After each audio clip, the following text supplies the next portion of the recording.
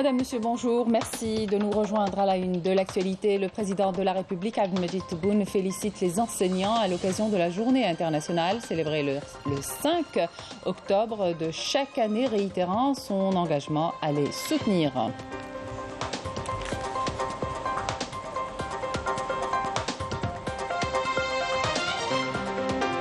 Surfacturation des importations, transfert illicite des devises, l'Algérie est décidée à mener la guerre contre toute forme d'infraction à la législation et à la réglementation des changes et des mouvements de capitaux de et vers l'étranger.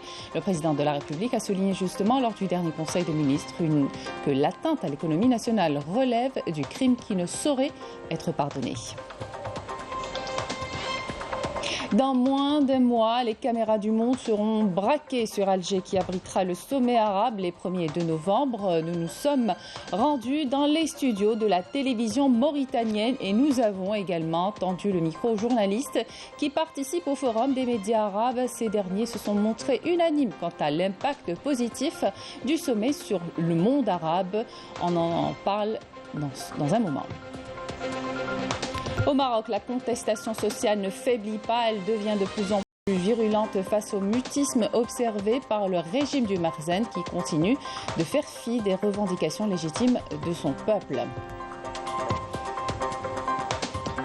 Et si vous voulez nourrir votre créativité et apprendre davantage sur les cultures du monde, le FIBDA est l'événement idéal pour vous. Il accueille des dessinateurs et BDistes algériens et étrangers venus d'une dizaine de pays, dont le Japon, invité d'honneur de cette 14e édition.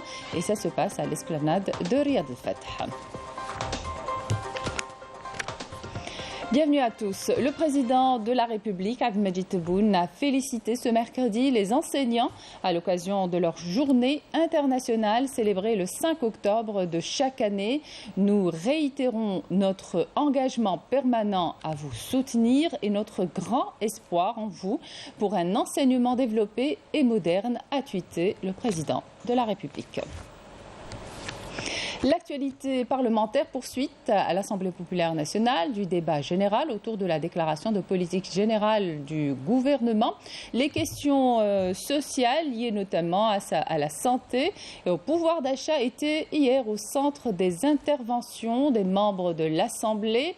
Dans ce cadre, les députés ont appelé à prendre en charge les préoccupations des citoyens et à lever le gel sur les projets, notamment dans les zones frontalières qui connaissent des retards en matière de développement. Ces séances de débat se poursuivront jusqu'à demain jeudi. Elles seront suivies des réponses du Premier ministre aux interrogations soulevées par les députés.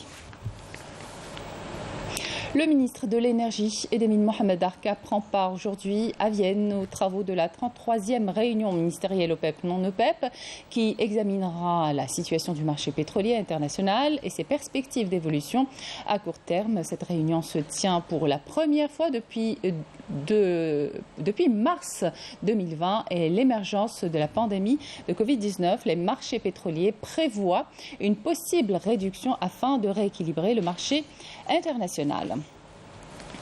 Répression de l'infraction à la législation et à la réglementation des changes et des mouvements de capitaux de et vers l'étranger. Le président de la République, Abdelmadjid Tebboune, a donné des instructions à l'effet de réviser les dispositions du projet de loi en veillant par tous les moyens à la préservation et à la protection des deniers du peuple de toute forme de malversation. Le président de la République, Abdelmadjid Tebboune, l'a annoncé lors du dernier Conseil des ministres, affichant ainsi la volonté au plus haut niveau de l'État de mener la guerre contre toute forme d'infraction à la législation, à la réglementation des changes et des mouvements de capitaux de et vers l'étranger. L'Algérie a connu durant des années une véritable saignée de ces devises transférées illégalement vers l'étranger, mais pas que.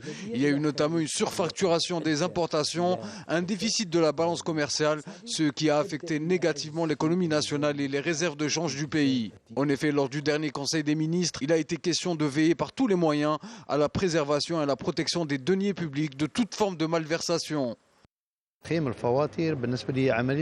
La surfacturation des importations, en plus des transferts illicites des devises vers l'étranger, ont fortement nuit à l'économie du pays. Un autre point très important, qui d'ailleurs a été mentionné par le président de la République, c'est de contrecarrer le marché parallèle, à travers un projet de loi relatif à la monnaie et au crédit, qui comblera les vides juridiques et lutter ainsi efficacement contre ce fléau. Le président de la République l'a souligné à maintes reprises. Toute atteinte à l'économie nationale ne relève pas du délit, mais du crime, qui ne saurait être pardonné et exige l'application des peines les plus lourdes. L'ordonnance numéro 96-22 parue au journal officiel le 9 juillet 1996 relative à la répression de l'infraction à la législation et à la réglementation d'échange et des mouvements de capitaux de et vers l'étranger sera modifiée et complétée par une nouvelle loi afin de combler les manquements et les vides. L'objectif est de lutter efficacement contre toute forme de malversation. Le transfert illicite de devises, un phénomène contre lequel l'Algérie est déterminée à lutter. 219 commissions rogatoires internationales, dont 43 exécutées et 156 en cours de traitement par les autorités judiciaires des pays concernés, ont été lancées. Ces dispositions affirment plus que jamais la volonté de l'État et sa détermination à récupérer l'argent pillé et détourné vers l'étranger. Dans moins d'un mois, les caméras du monde seront braquées sur Alger, qui abritera le sommet arabe les 1er et 2 novembre. La télévision mauritanienne, par exemple, se prépare à couvrir les travaux du sommet. L'envoyé spécial de la télévision algérienne s'est rendu dans ses rédactions. Regardez ce reportage de Wafia Zayou. Le commentaire est signé Merim Damis. La télévision mauritanienne est sur le pied de guerre pour suivre et transmettre les travaux du sommet arabe d'Alger qui se tiendra les 1er et 2 novembre prochains. Des plateaux télé et des émissions spécialisées qui traiteront minute par minute tous les détails de cet événement d'envergure sont en préparation. Les dossiers à traiter au sommet arabe exigent une présence importante des médias. La télévision mauritanienne, comme toutes les autres chaînes arabes, sera présente lors de cet événement. Il y aura un suivi minutieux des travaux et des décisions prises lors de ce sommet. Les journalistes de la chaîne publique mauritanienne accordent une importance particulière à cet événement et s'attellent à la préparation en bonne et due forme des émissions, tout en assurant des duplex à partir d'Alger à quelques semaines de la tenue du sommet.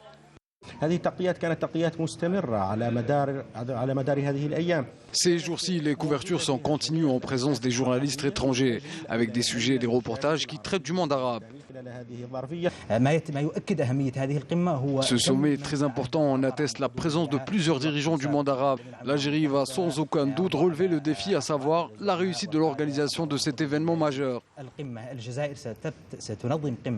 La télévision mauritanienne est prête à assurer les couvertures médiatiques des travaux du sommet arabe d'Alger dans l'espoir de relever les défis auxquels fait face la nation arabe à tous les niveaux. Quant au peuple tunisien, il espère que les décisions qui seront prises lors de ce sommet arabe d'Alger seront bénéfiques et qu'elles contribueront à renforcer l'unité arabe. Emel Siridir. Les Tunisiens suivent de très près l'actualité régionale et internationale, marquée par des mutations économiques et des crises multiples. Pour eux, le sommet d'Alger constitue l'occasion rêvée pour adopter une vision arabe commune, notamment en ce qui concerne les questions d'intérêt commun. تنوع مخرجات أو المعادن الموجودة في الدول العربية هذا يعطي لدول هذا بالإضافة إلى المكان الجغرافي للدول العربية. La diversité des ressources naturelles dont disposent les pays arabes, en plus de leur situation géographique, leur donne une place de choix parmi les pays du monde, notamment sur le plan économique. Pour cela, il faut renforcer la coopération entre les pays arabes. هذه القمة هي وساطة لعضو محترم في الأسرة العربية. Ce sommet constitue un événement très important pour tous les pays arabes. Le pays organisateur, qu'est l'Algérie, est un pays exceptionnel qui entretient de bonnes relations avec les autres pays. Pour cela, nous espérons que ce sommet permettra d'arriver à des solutions communes. Les Tunisiens sont confiants. Le sommet d'Alger permettra de rétablir l'équilibre dans la région arabe et sera un espace de prise de décision en faveur des citoyens de ces pays, notamment dans le domaine économique. Il permettra également de traiter la question palestinienne en incluant toutes les parties palestiniennes concernées. ينتظر من هذه القمة هي المصالحة بين الفلسطينيين فعلا Nous espérons que ce sommet aboutira à la réunification des différentes parties palestiniennes et à la levée du blocus sur Gaza. Les dirigeants arabes doivent soutenir la cause palestinienne.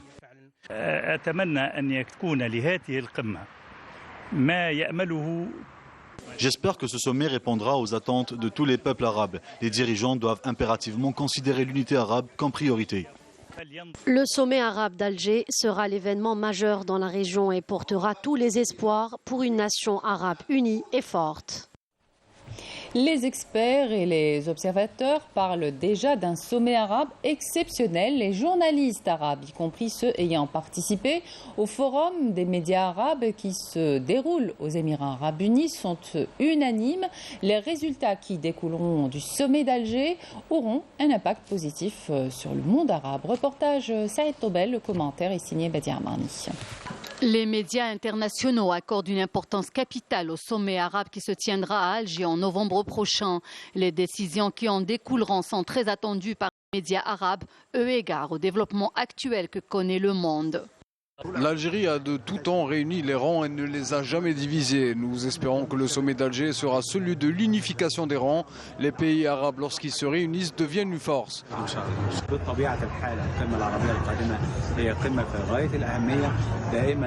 Le prochain sommet arabe est important. L'Égypte donne de l'importance à l'unification arabe. Notre pays offre tout son soutien pour la réussite de ce sommet, lequel doit relever beaucoup de défis.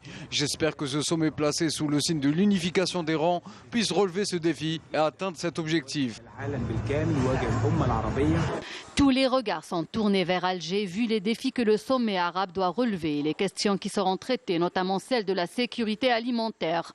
Selon les experts, cet événement sera une occasion pour trouver les solutions adéquates et adopter une feuille de route à la hauteur des aspirations des peuples arabes. Je vais aller à Alger pour couvrir le sommet arabe. Je suis chanceuse car ce sommet se déroule à Alger et traitera de grands dossiers arabes et internationaux. Je qualifie ce sommet de grandiose car il a pour objectif d'unifier les rangs des pays arabes dans tous les domaines économiques, politiques et celui de la sécurité alimentaire. Pour assurer la couverture médiatique du sommet arabe et vu l'intérêt qui lui est accordé par les médias, le consulat d'Algérie à Dubaï veille à faciliter les démarches pour l'obtention des accréditations. Les médias arabes et étrangers estiment que le sommet d'Alger sera exceptionnel. Pour les Jordaniens et les Irakiens, le sommet d'Alger constitue une occasion d'unifier les rangs des pays arabes face aux multiples défis auxquels il va falloir faire face. Écoutez. Quand les ministres des Affaires étrangères des pays arabes ont convenu de la tenue du prochain sommet arabe à Alger, cette annonce m'a énormément réjoui, notamment parce que ce sommet coïncide avec la commémoration du 68e anniversaire du déclenchement de la révolution algérienne de 1954, ce qui lui confère une symbolique particulière pour tout citoyen arabe qui aspire à la liberté et à la souveraineté de la nation arabe, loin de toute ingérence étrangère. L'annonce de la tenue de ce sommet me réjouit également parce que c'est une occasion d'unifier les rangs des pays arabes face aux multiples défis qu'il faut relever.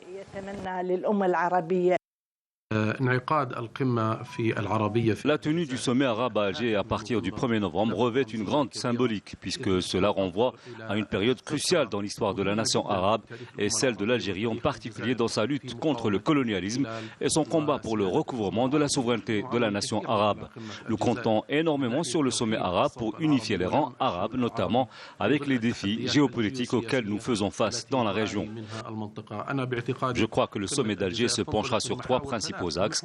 Le plus important sur la scène arabe est l'axe politique avec la question primordiale, celle de la Palestine, à laquelle il faudra trouver une solution et un règlement politique.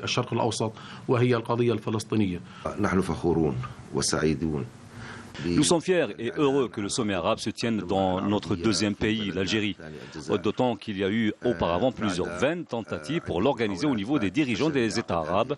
Sa tenue est donc en soi un grand succès car la réunion des chefs d'État arabes est le début du chemin vers le règlement de tous les problèmes que rencontre le monde arabe, comme les problèmes sécuritaires et économiques.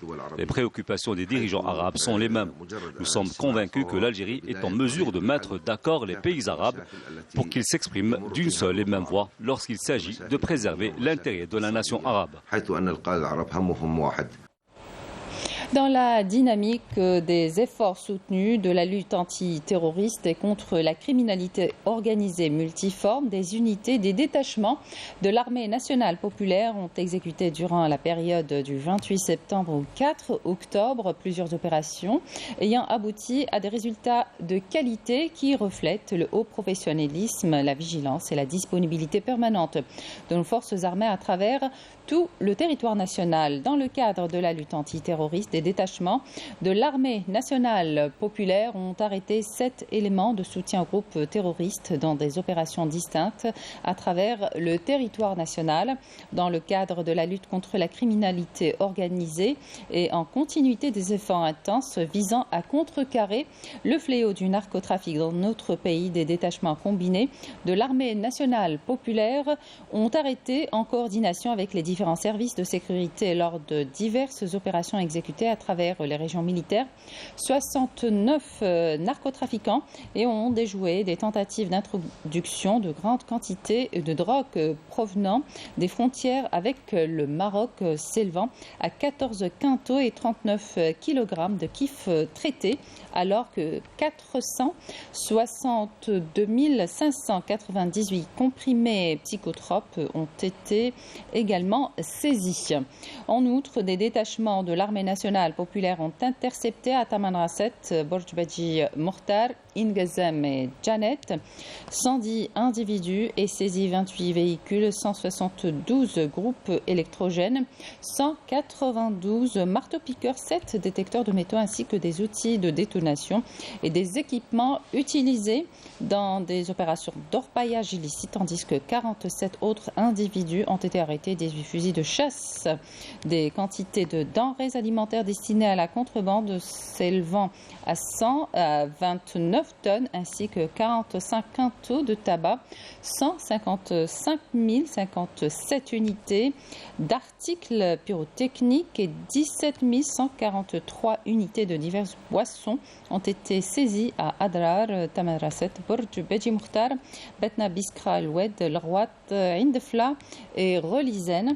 De même, les gardes frontières ont déjoué en coordination avec les services de la gendarmerie nationale des tentatives de contrebande de grandes quantités de carburant s'élevant à 152 275 litres à Borj Badji Mokhtar, Adrar, Tamanrasset, Tebessa, Tarf et Soukharas. Par ailleurs, les gardes-côtes ont déjoué au niveau de nos côtes nationales des tentatives d'émigration clandestine et ont procédé au sauvetage de 158 individus à bord d'embarcations de construction artisanale, alors que 336 immigrants clandestins de différentes nationalités ont été arrêtés à travers le territoire national.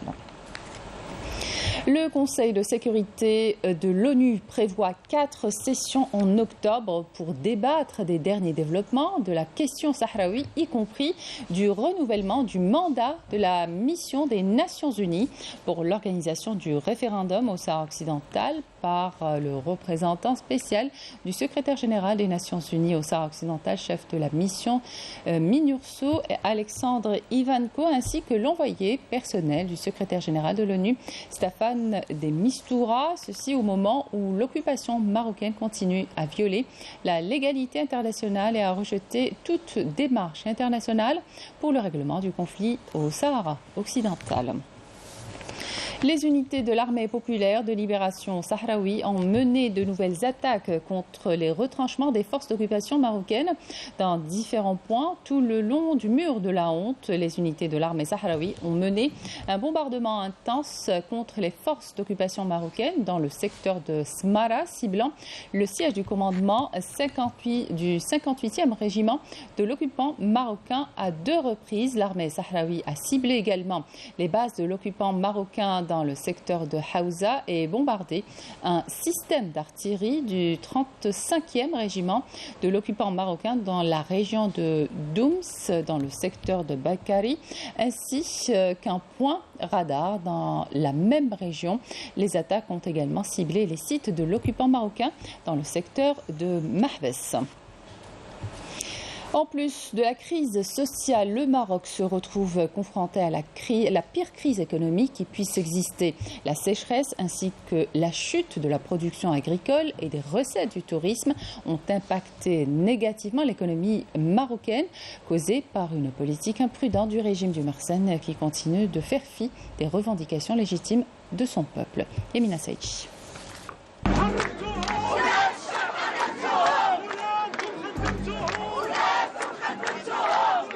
Menée depuis plusieurs années, la contestation sociale ne faiblit pas au Maroc. Elle devient de plus en plus virulente face au mutisme observé par le régime du Mersenne qui continue de faire fi des revendications légitimes de son peuple. Le bras de fer se durcit et les Marocains ne comptent visiblement pas lâcher prise. La mercuriale des prix des produits de première nécessité s'est affolée et le carburant a atteint des niveaux records, plongeant le peuple dans le désarroi et provoquant son indignation.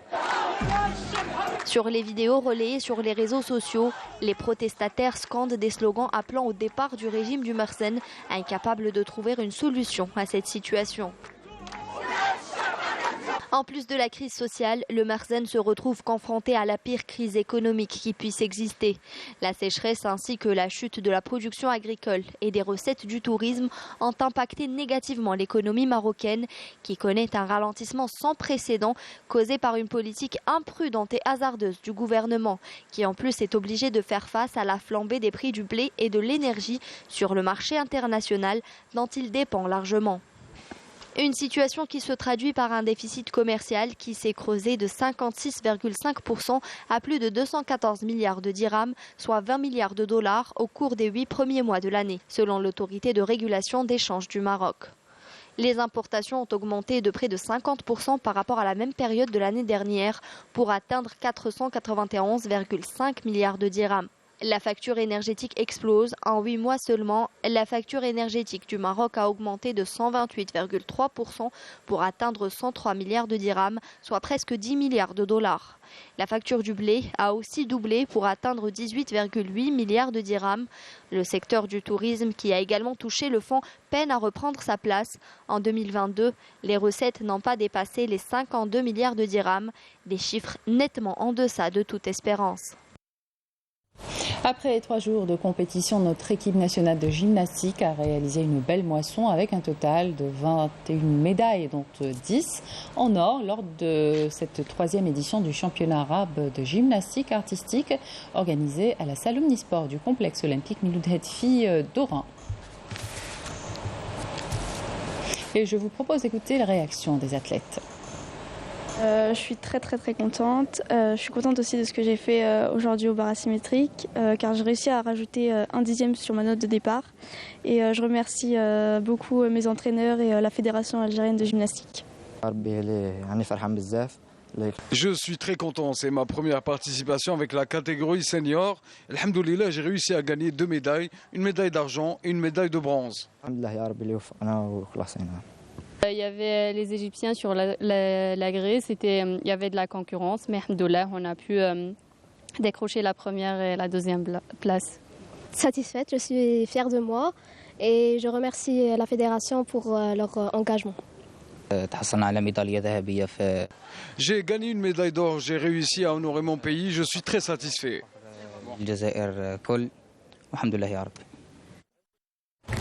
Parlons du 9e art à présent. Le 14e Festival international de la bande dessinée d'Alger, le FIBDA, a débuté hier à l'esplanade de Riyad El Fath. Il accueille des dessinateurs et BDistes algériens et étrangers venus d'une dizaine de pays, dont le Japon, comme invité d'honneur de cette édition. Placée sous le signe Dessinons notre patrimoine, cette édition sera marquée par diverses activités en lien avec le 60e de l'indépendance à travers un programme pédagogique et ludique. Yassine Hosseini, Rina Lorari et Mejda Jahmoun. Dédié à l'art séquentiel, le Festival international de la bande dessinée d'Alger revient dans sa 14e édition, riche en expositions, activités pédagogiques et ludiques dédiées au 9e art, avec la participation de plusieurs éditeurs de bande dessinée algériens et étrangers. Cette 14e édition a pour slogan « Dessinons notre patrimoine » et que les Algériens s'inspirent de notre patrimoine qui est très riche pour raconter des histoires bien de chez nous qui représentent notre culture. Chaque année, nous apportons du nouveau en ce qui concerne les jeux vidéo. Je suis très content d'être ici. Pour cette année, nous avons dédié un atelier au dessin sur les tablettes graphiques. Il y a un grand nombre de personnes intéressées. Cet atelier est dédié aux enfants. Ça consiste à faire du coloriage et c'est spécial patrimoine national. Plusieurs dessinateurs, illustrateurs et BDistes italiens, égyptiens et français prennent part à ce festival avec le Japon comme invité d'honneur cette année. L'ambassade du Japon participe au FIBDA en tant qu'invité d'honneur cette année. Et c'est quelque chose de spécial parce que cette année est le 60e anniversaire de notre établissement des relations diplomatiques entre l'Algérie et le Japon. Nous avons augmenté un petit peu, nous avons essayé d'augmenter un petit peu la présence du Japon dans ce festival à travers des conférences et des ateliers. Donc l'aspect plutôt pédagogique avec des 4 experts, professeurs et des artistes de manga. Le Japon est le pays invité d'honneur. Pourquoi le Japon? Parce que c'est un des pôles et une école mondiale de la bande dessinée avec le manga. Beaucoup d'Algériens adorent le manga et racontent notre histoire à travers ce style de bande dessinée. On a une délégation de très haut niveau qui nous est venue du Japon, mais bien sûr que des 4 coins du globe.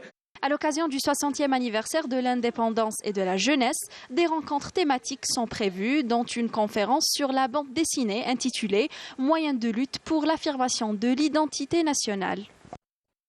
Et on termine avec cette halte touristique, mais aussi culturelle et historique au cœur de la perle de l'Ouest Tlemcen, ville d'art et d'histoire, contenant des milliers de vestiges témoins de l'héritage archéologique et de l'immense patrimoine algérien et universel. Et parmi les sites les plus en vogue, le Palais Royal ou El Mechouar. Cette année, plus que jamais, El Mechouar a enregistré pas moins de 57 000 visiteurs et touristes. Sofiane Marnine et Samira Hadjamar. Le complexe palatial royal Zianid El Mechouar, littéralement aile du conseil ou lieu de Mouchawara, est le témoin de la longue histoire de Tlemcen et de l'Algérie. Édifié au Moyen-Âge, au XIVe siècle, ce palais est l'incarnation du savoir-faire, de l'art mauresque et de l'andalou, attirant des visiteurs et touristes du monde entier. Je visite les sites touristiques de Tlemcen. Je suis venu ici pour El Mechouar. J'ai commencé par les musées de Tlemcen et là, on se trouve dans le Mechouar, qui, comme vous le voyez, est un fabuleux palais. El Mechouar est le témoin de notre histoire. D'ici se dégage de l'authenticité et une riche histoire. C'est un patrimoine ancestral. Nous avons reçu plus de 56 800 visiteurs venus des 4 coins du pays et des touristes étrangers également. Pour les 3 derniers mois, nous avons enregistré un chiffre record. Cela fait des années que ce n'est pas arrivé.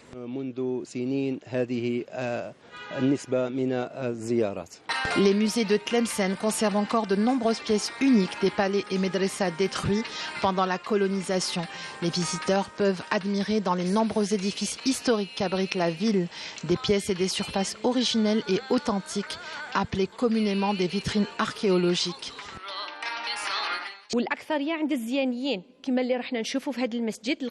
Il existe plusieurs formes et modèles de Zellij, notamment de l'époque des Zianides.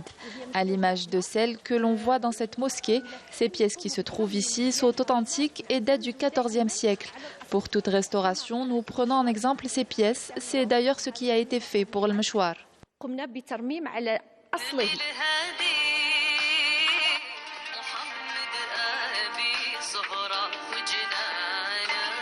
La conservation et la préservation de ces formes et styles, de ces couleurs et de l'architecture, de ces sculptures et mosaïques est un impératif pour les générations à venir.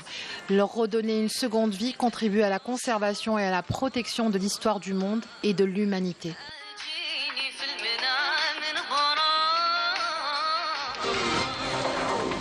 Et c'est la fin de cette édition. Merci de votre attention et excellente suite de programmes sur Canal Algérie.